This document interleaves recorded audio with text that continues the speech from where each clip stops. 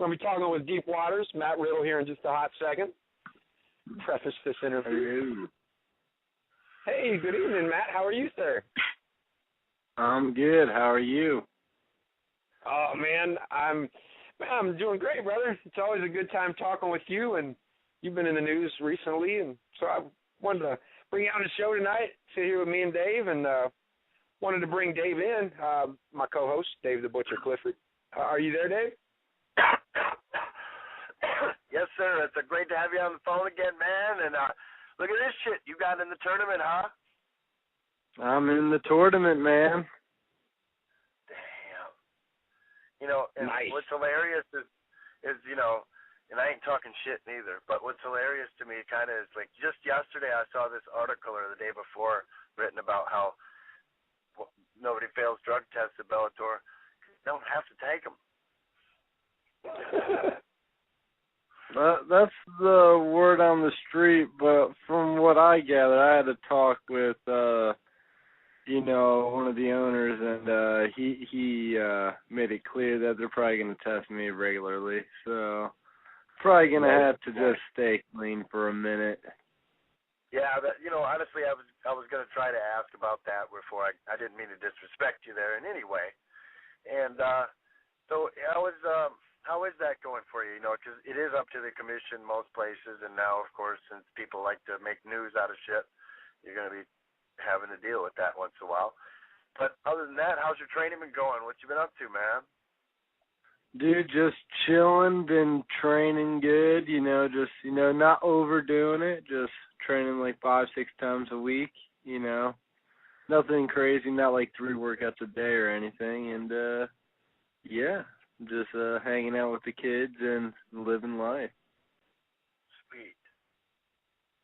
Perm? Well, Matt, I wanted to know, how did Bellator come into the picture, man? I mean, the last I heard, you had signed with Legacy, and then all of a sudden, Inside MMA breaks some news that I saw on Twitter about you becoming a Bellator fighter inside. How'd it happen, man? Well, it's actually, you know, like you said, I signed with Legacy. And, you know, I was supposed to be fighting in May, you know, in our contract. Right. And they didn't schedule me to fight in May. They scheduled me for July. And I asked them multiple times, like, hey, I want to fight in May still, and I'll fight in July also, you know.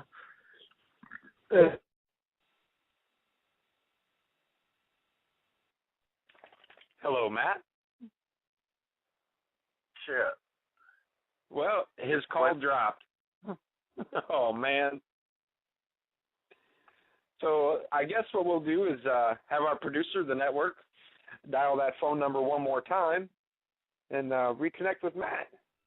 Hopefully he makes that happen here in just a second. If not, I can do it. I tell you what, there we go. He's got it. We'll reconnect with Matt and get his answer. Hello. Hey, not sure what happened, but we're back with you. Yes, so you were telling us how this Bellator deal came about, man. Yeah, basically, I was supposed to fight in May for Legacy. I had a 3-fight deal, 3 fights, 9 months, and the pay was good, so, you know, whatever. Well, when I asked to fight in May, they said they couldn't pay me what they were going to originally pay me, which was 10-10, but they could pay me 5-5. And I, you know, bottom line is, you know, we signed a contract for 10-10. I'm not going to fight for less. And in the contract, it said I'd fight in May. So, you know, we had a little disagreement. Around this time, Bellator called my manager and was like, hey, you know, is Matt available? And they worked it out. They bought me out, and now I'm in Bellator. Nice. And that's the season 9 welterweight tournaments with that gets kicked off this fall, right? Yep, in September. In September, all right. I wasn't in front of my computer to see the details on exactly when that started, man. But you know, yeah, I hope one of those falls in Michigan, man. I'll come see you, bro. Hell yeah, dude. I'd love to go out there in Michigan. Hell yeah. So looking at, you know, you mentioned you're staying clean and stuff. Is that, obviously that's not that. I've done it before too. You know what I mean? So let's be honest. I'm not clean this second or right now. But the bottom line is, I talked to Bellator, and they just told me when I come to rock and roll, pass the test. So it's like, and I know, like, last time I took 3 weeks before the fight. This time I'll take 6 weeks before the fight. I'll quit like a month and a half out. It should be more than enough time with the amount I work out. So. Yeah, absolutely. And then I figure the tournament's 90 days, so I'll just won't smoke during the whole tournament. And then the tournament ends in November, and that lets me celebrate the holidays. So I'm fine with that. Absolutely, man. Well, and something I wanted to ask you about, Matt. Hell yeah. Gilmore chat. Well, something I wanted to ask you about, Matt. Recently in the news, the World Anti-Doping Agency, they kind of changed their rules when it comes to the drug testing and the nanograms per million or per milliliter that they look at and all that. And I just wanted to ask you, with the Anti-Doping Agency making changes, do you think that will play any part into the athletic commissions making changes in how marijuana is viewed on their list of banned substances? I really don't know, man. To be completely honest, I thought by now, after a bunch of fighters had medical cards, and not only guys like me that are top contenders and working their way up the ladder, but guys that are already at the top, like Nick Diaz, that have medical licenses, and there's other fighters too. Even guys, there's other guys that have popped in the past and they have licenses and they still get in trouble. And, and I've talked to Mark Ratner and everything, and I've talked to other commissioners, and most of them think it's bullshit. But it seems like the rule isn't changing when it comes to MMA. So I really couldn't tell you. I wish it would change sooner than later, and it wouldn't even be an issue. But it seems like right now, where the money's in steroids, TRT, and that they would prefer their fighters on steroids like Vitor Belfort. So. It is what it is. I was just going to say, his win this weekend, really has stoked the fire on the TRT debate as well. And, with the comments that he made after his victory, talking about being the strongest ever, a lot of people are looking at him going, dude, yeah, I wonder why. Yeah, well, I'm not wondering why. I've seen him train. He's a nice enough guy, But bottom line is, he's 36 years old. He already peaked once in his career. And now he's making a strong comeback because he's on, testosterone and probably human growth hormone and other things because they can't test for it. So, well, the problem with that for me is, as an observer, and just some guy that sits around and gets stoned and reads about shit and watches videos, I'm going to say that's fucking bullshit, man. If you're 36 years old and you need testosterone replacement therapy ordered by a doctor, you've done something wrong to deplete not only your resources but your ability to create more. If you haven't had a serious accident, and you're starting from zero, you're not going to fail a test if you're on TRT because you're going to be at a normal level when you wouldn't be. I think that's acceptable for people. But if you're 36, you're not old.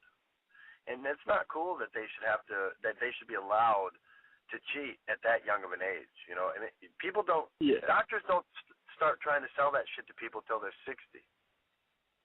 Yeah, and that's the bottom line. Nobody's using it because they need it.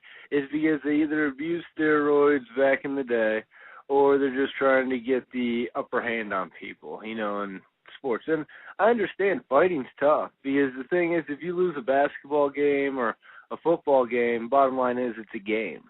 A fight's a fight. Even if you have fun in there, you're getting punched in the face, kneed, kicked, elbowed. You're trying to hurt each other, So performance-enhancing drugs are just a lot more dangerous in our sport. That's a great way to put it, man.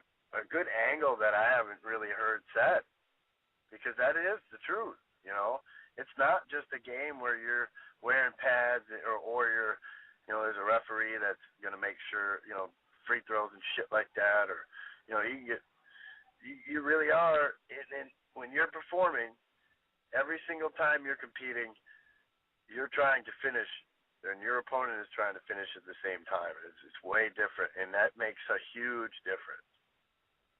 And the other thing is Vitor's still, he's only 36, and maybe, he doesn't need to be prescribed TRT, but even if he did need it for any natural reason, bottom line is it's like, no, it's a steroid.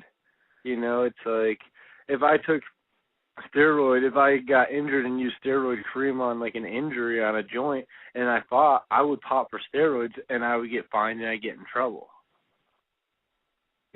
But it seems that it just doesn't make any sense to me. Steroids are steroids, so. That's right. I just think, my opinion is if you get caught, there shouldn't be the exemption. And if you get popped, I'm talking not just a percentage of taking the purse. I take the whole damn purse. Take all the bonuses. That'll get rid of it. And when people are, they do it for weed. They just fuck. Yeah, right. Somebody. Look at Pat Healy. They did it for weed. So God. Well, you guys know, like, the bottom line is, where the money lies. The money lies behind, medical exemption for TRT. That's where the commissions are. That's where the UFC wants it. And, even when I worked for them, every time I mentioned TRT, they told me to hush up about it. I think it's something. I think it's something they just want because they know it'll make their athletes last longer. And, granted, I think in the long run it's going to kill people, just because you're going to abuse yourself to the point where you're done. But at the same time, I think the UFC looks at it more beneficial. They'll get more aggressive, meaner fighters on testosterone. So. Well, here's another point, too. We just mentioned that in football and baseball, and people use steroids. When people get caught, they get fucked for a whole season, man. They don't, and they take it very seriously. And so when you hear about doctor's notes for something, unless somebody has, like, I can only think of maybe if somebody had some accident or a birth condition that they didn't produce testosterone and needed to have something that they've had for a long time. But like I said, at that point, they wouldn't fail a test because they have normal levels from their medicine. So it doesn't count. Exactly. It's bullshit. It's fucking bullshit, ain't it? Yeah. Just figured that out. And I believe Vitor's levels at the last one, not this past one because the results aren't in, but the last one, they were 6-1. So, or 8-1 or something like that. Normal persons, I think it's supposed to be like 2-1 maybe, or 4-1. And that's when you do like in puberty or something. I wonder what they were when he got kicked in the face. Yeah. They didn't help him that night. Anderson's still aloof. Well, hey, Matt, I wanted to get back to Bellator for a minute. With you being in the tournament. With you being in the tournament, as you win, you're going to be fighting a lot more often than you would have, elsewhere. So I just wanted to know, with it being the tournament format coming up this fall, is there anything that you're changing with your training as far as peak times and all that so that, you can manage to get through the season? No, the one thing, I'm trying not to do, and, I have a hard time doing it when I know I have a fight coming up, but I'm going to try just to do it lightly. Right now I'm already training pretty often, and I'm not, really picking it up, and I think I'm just going to continue to do this probably about 3 weeks until I have to fight, and then pick it up for 2 weeks, be in, wherever I'm fighting for the week, fight.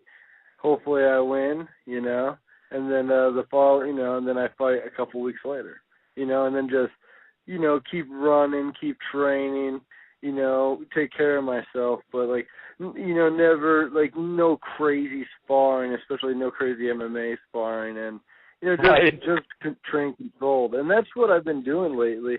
And even when I fight, I haven't got injured at all. I haven't even got bruises on my face for my last 3 fights, So, I think the key is just, being controlled and not going out there too reckless, And I've been doing that, and my training's been good. I haven't been getting hurt at all, and, I run all the time, so my weight's always good. And I'm ready to take a fight on 2 weeks. If Bellator told me to fight somebody in 2-3 weeks, I'd be down. So you know. Oh yeah. That's just how I've been lately. That's just how you roll, dog. Shit.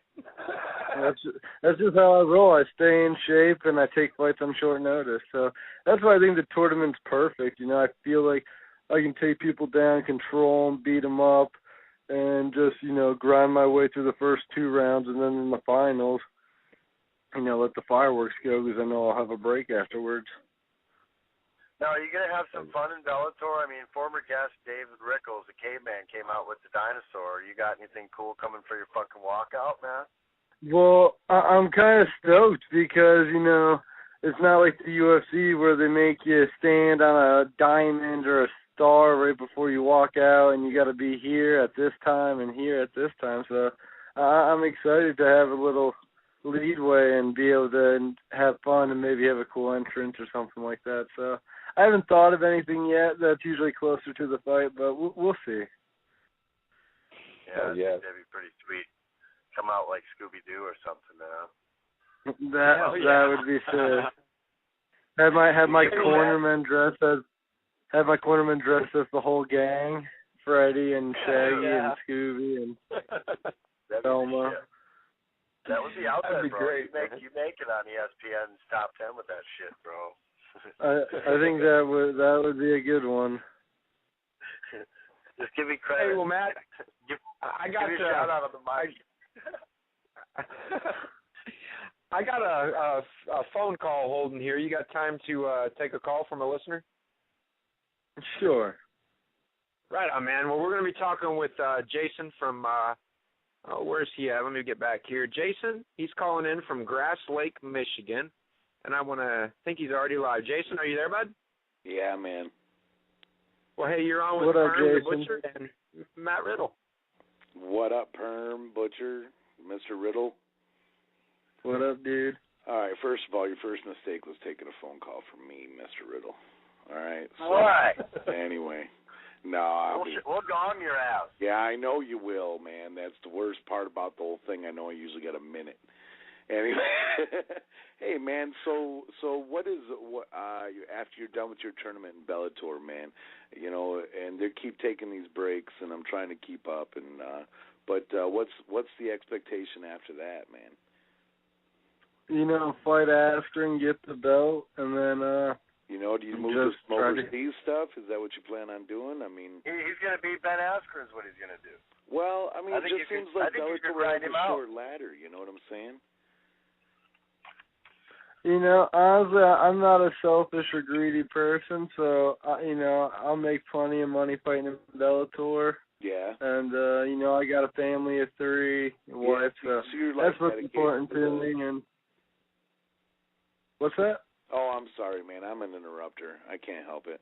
I was saying that so you're dedicated to the promotion, man. And that's cool, man, because Bjorn's good people, man. And so that's awesome. Yeah, it just seems like like a lot of promotions, like even in the UFC, where do these guys go once they hit the top? And so are they coming from everywhere? So everybody's coming from everywhere, and they're going somewhere too. So it's just wondering if you had a plan for that. Yeah, Bellator, right now Bellator's the limit right now, and, what I see happening, hopefully, is, I win the tournament, win the belt, and then, I just start making some noise, and then start calling people out from other organizations and making, super fights or something like that. That's the goal, but, one fight at a time. Hell yeah, and that's it, man. You just gotta one day at a time, one fight at a time. And Jason, I want to say thanks for calling in, man. And hey, this gong's for you. There it is. Oh yeah. Well, listen, Matt. It's always a blast having you on the show. I follow along with what you're doing on Facebook as much as I can. I saw a pic on your page. You were all set up with your shop at home. How's the glass blowing been going, man? It's going good, man. I'm making some nice artwork, and hopefully soon I can start distributing some of it, and yeah. But right now I'm just making little pieces, you know. Sweet. So, but yeah, it's been fun. Oh yeah, man. Well, I'll be looking for the mattriddle.com/glass page to be coming soon. That's right, brother. Oh yeah, man. Multi-talented and multifaceted, deep waters, Matt Riddle. All right, well, that's right fine. Lets me know we just got about a couple minutes left with you, and I wanted to let you go ahead. Honestly, since we've already done the fun questions with you, go ahead and give some shout-outs to anybody, and I wanted to say congratulations for getting on this stage. We've been to a lot of Bellator fights, and we have a good relationship with them, and we think that you'll have a lot of fun over there, man. So go ahead and give some shout-outs before I turn it over to Perm. Right on, man. You know, I want to thank Bellator, you know, for picking me up and getting me out of Legacy, because that was a headache. And I also want to thank, my gym, Robert, Drysdale Jiu-Jitsu, and all the guys I train with, and my family. Love you guys. Did you ever talk to Kevin Randleman again? Ever since we squashed it, I haven't talked to him since. I've seen him out, but he hasn't made the walk to me. I'm really not interested in making the walk to him. But maybe one of these days we'll see each other and we'll actually talk. But I've only talked to him one time in my life, and it was on your show. One thing he did say is that you can work on your wrestling, and if you get ready for Askren down the line for some reason, he might be a good helping hand. So thank you again. I'll turn it over to Perm. Right on. Well, Matt, again, just for me and Dave and our producer of the network, Chris Maltsburger, I just want to say thanks, bro, for coming on the show again tonight. And I had only planned on talking with you for maybe 5 or 10 minutes. I didn't want to keep you too late, but it's always so much fun talking to you, dude. And we can never get off the phone with you. Dude, it's my pleasure, man. Well, we saying this fall we can't wait to see you in the tournament, season 9 of Bellator. We'll be following along in your career, man. So keep posting that shit on Facebook, and we'll keep following along if nobody else does.